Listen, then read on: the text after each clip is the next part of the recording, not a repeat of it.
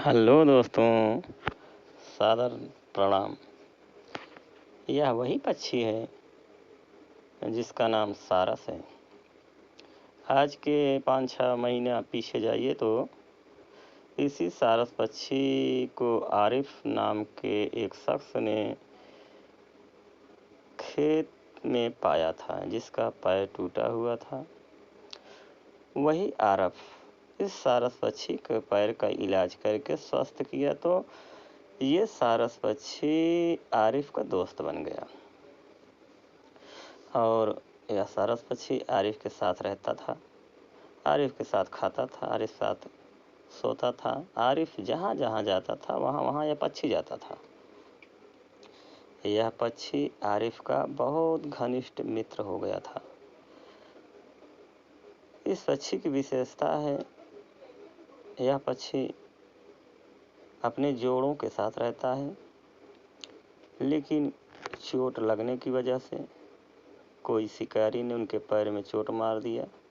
उस चोट की वजह से यह पक्षी उड़ नहीं पाया और भटकते भटकते आरिफ के गांव में जाके पहुंचा, तो वहां सबसे पहले नज़र आरिफ की ही पड़ी उसके ऊपर।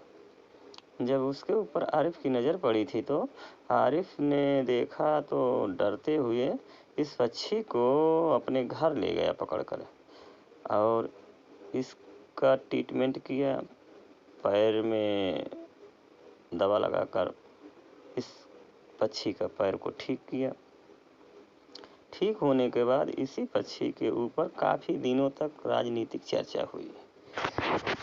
जो आरिफ का दोस्त होते हुए भी इस पक्षी को छोड़ना पड़ा और इस पक्षी से आरिफ को जुदा होना पड़ा और आरिफ से इस पक्षी को जुदा होना पड़ा। इस पक्षी को ले जाकर के चिड़ियाघर में पाला गया